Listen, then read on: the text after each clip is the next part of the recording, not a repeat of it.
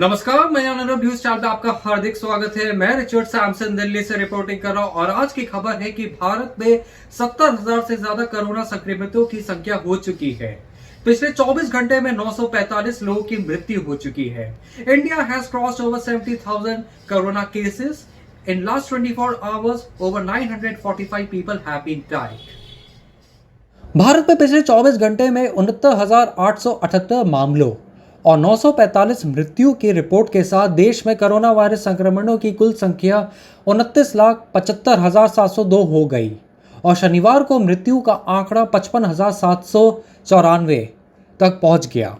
वर्तमान में भारत में 6,97,330 सक्रिय मामले हैं, जबकि 22,22,578 लोगों को इलाज और छुट्टी दी गई है। केंद्रीय स्वास्थ्य मंत्रालय ने कहा कि वसूली दर पिछले 74.69% से अधिक हो गई है और मामले की मृत्यु दर भी बढ़कर 1.87% हो गई है।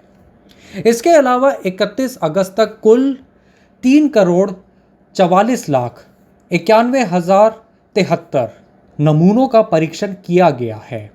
शुक्रवार को 10,23,836 नमूनों का परीक्षण किया गया और अब तक एक दिन में किया गया सबसे अधिक है।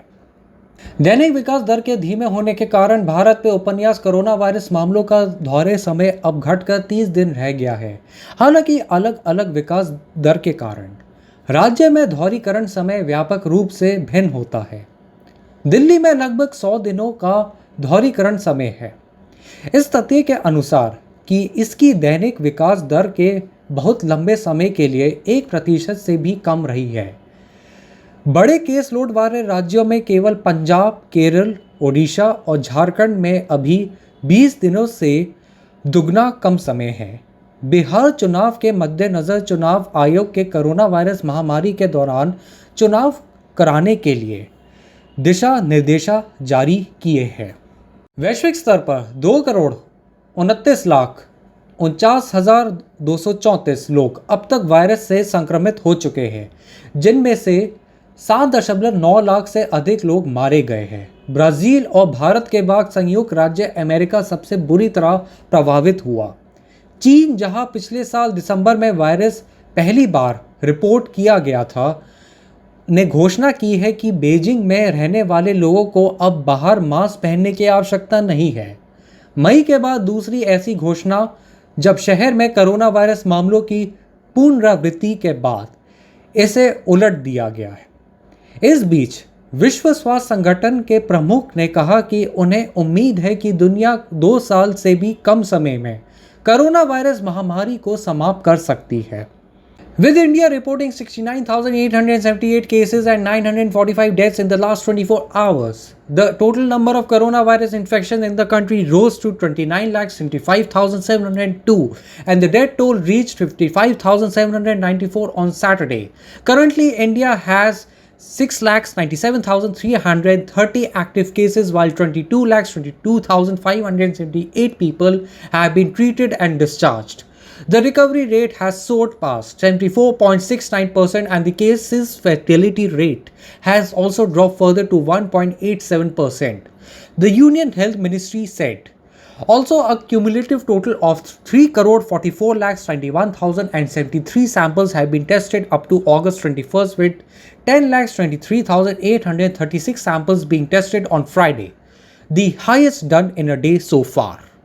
With the daily growth rate continuing to slow down, the doubling time of novel coronavirus cases in India has now dropped to 30 days. However, because of the different growth rates, the doubling times in the states vary widely.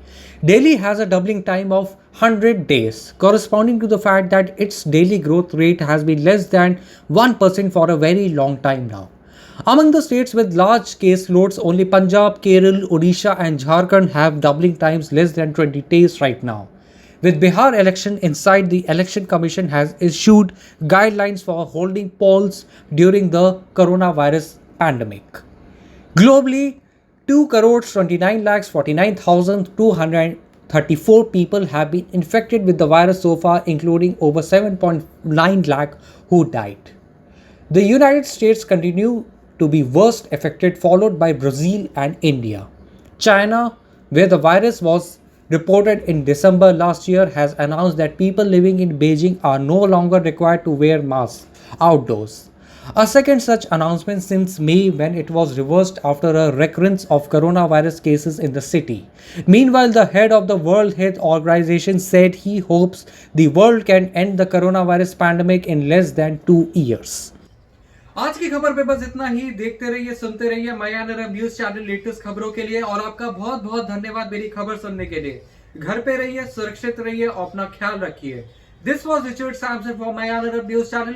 Keep watching our channel for latest news updates. Stay home, stay safe.